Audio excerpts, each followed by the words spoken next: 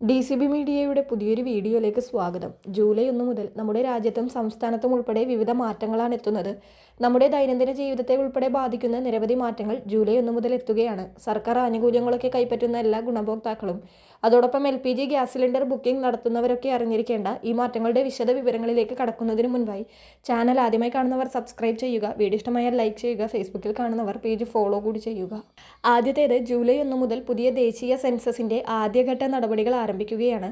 ഇതിന്റെ ഭാഗമായി ആദ്യഘട്ടത്തിൽ വീടുകളുടെ വിവരശേഖരണമാണ് നടക്കുക. ഈ വിവരങ്ങൾ അടിസ്ഥാനമാക്കിയാണ് കേന്ദ്ര സർക്കാർ വികസന പദ്ധതികളും ആരോഗ്യ പരിപാലന സംവിധാനങ്ങളും ഇനിയുള്ള നാളുകളിൽ ആസൂത്രണം ചെയ്യുന്നതെന്നതിനാൽ ജനങ്ങൾ കൃത്യമായ വിവരങ്ങൾ നൽകി ഉദ്യോഗസ്ഥരുമായി സഹകരിക്കേണ്ടതുണ്ട്.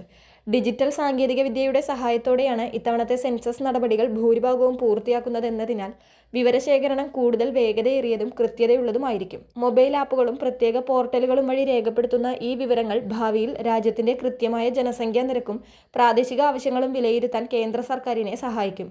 അതിനാൽ വീടുകളിലെത്തുന്ന സെൻസസ് ഉദ്യോഗസ്ഥർക്ക് കൃത്യമായ വിവരങ്ങൾ നൽകി പിന്തുണയ്ക്കേണ്ടത് ഓരോ പൗരന്റെയും കടമയാണ്. അടുത്തത് മഹാത്മാഗാന്ധി ദേശീയ ഗ്രാമീണ തൊഴിലുറപ്പ് പദ്ധതിയുടെ പേര് മാറ്റി പുതിയ പരിഷ്കാരങ്ങളോടെയുള്ള തൊഴിലധിഷ്ഠിത പദ്ധതി നിലവിൽ വരുന്നു എന്നതാണ്.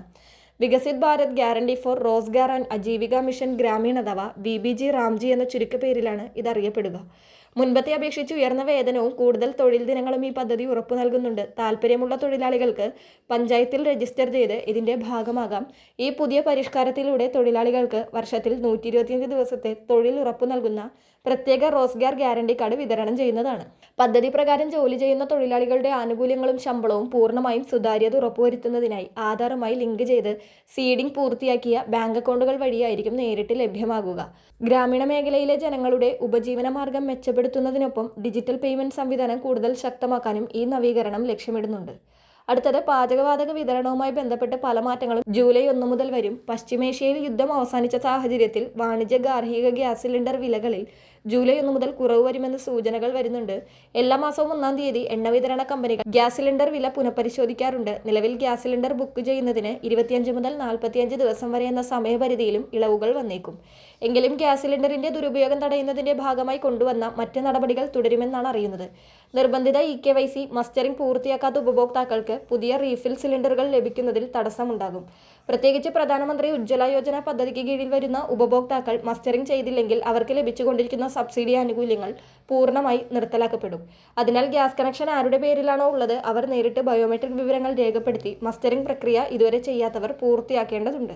തടസ്സമില്ലാതെ സിലിണ്ടറുകൾ ലഭിക്കുന്നതിനും സബ്സിഡി ആനുകൂല്യങ്ങൾ നഷ്ടപ്പെടാതിരിക്കുന്നതിനും നിശ്ചിത സമയത്തിനകം തന്നെ ഉപഭോക്താക്കൾ തങ്ങളുടെ ഗ്യാസ് ഏജൻസികളുമായോ ഓൺലൈൻ സംവിധാനങ്ങൾ വഴിയോ EKYC അപ്ഡേറ്റ് ചെയ്യേണ്ടത് അനിവാര്യമാണ്.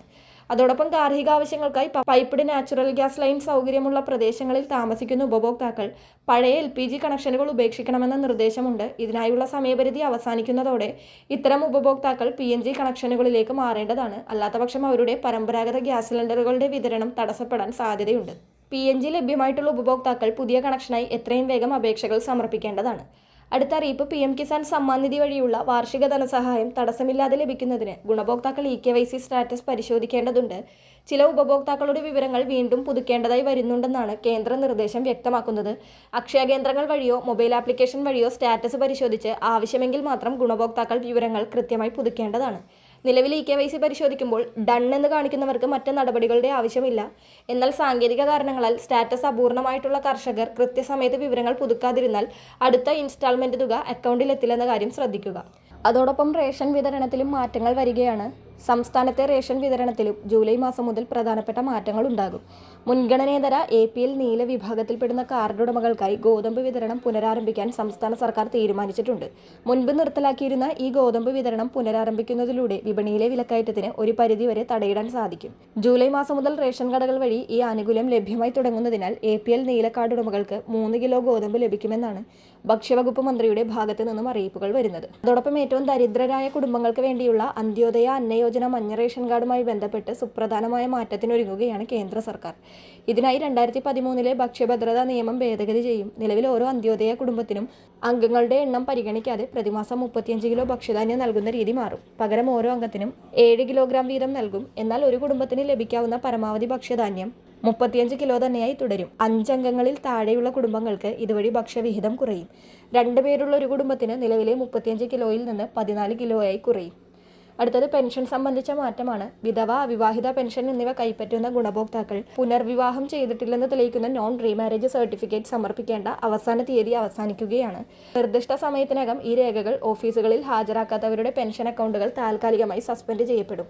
രേഖകൾ പിന്നീട് സമർപ്പിച്ച് ഉദ്യോഗസ്ഥർ അത് അംഗീകരിച്ചതിന് ശേഷം മാത്രമേ പെൻഷൻ പുനഃസ്ഥാപിക്കുകയുള്ളൂ. അതിനാൽ പെൻഷൻ മുടങ്ങുന്ന സാഹചര്യം ഒഴിവാക്കാൻ ജൂൺ 30-നകം തന്നെ ഈ സർട്ടിഫിക്കറ്റ് അധികാരികൾക്ക് സമർപ്പിക്കേണ്ടതാണ്. ഈ രേഖകൾ കൃത്യമായി നൽകിയിട്ടുള്ളവർ വീണ്ടും സമർപ്പിക്കേണ്ടതില്ല. ഇതുവരെ നൽകാൻ സാധിക്കാത്തവർ മാത്രമാണ് ഈ അവസാന അവസരം വിനിയോഗിക്കേണ്ടത്. അതോടൊപ്പം സംസ്ഥാന സർക്കാർ വിവിധ ജനക്ഷേമ പദ്ധതികൾ ഉൾപ്പെടുത്തിക്കൊണ്ട് ജൂലൈ 1 മുതൽ പുതിയ 100-ദിന കർമ്മ പരിപാടികൾക്ക് തുടക്കം കുറിക്കുകയാണ്. പുതിയ സ്കോളർഷിപ്പുകളുടെ പ്രഖ്യാപനവും വിവിധ സാമൂഹ്യക്ഷേമ പദ്ധതികളുടെ വിതരണവും ഇതിന്റെ ഭാഗമായി നടക്കും. മത്സര പരീക്ഷകൾക്ക് തയ്യാറെടുക്കുന്ന ഉദ്യോഗാർത്ഥികൾക്ക് പ്രതിമാസം ലഭിക്കുന്ന സ്കോളർഷിപ്പ് പദ്ധതിയും ഇതിലൂടെ പുനഃസ്ഥാപിക്കപ്പെടുമെന്നാണ് പ്രതീക്ഷിക്കപ്പെടുന്നത്. പ്രധാനപ്പെട്ട ഒരു ഇൻഫർമേഷൻ മറ്റുള്ളവർക്ക് കൂടി ഷെയർ ചെയ്യുക.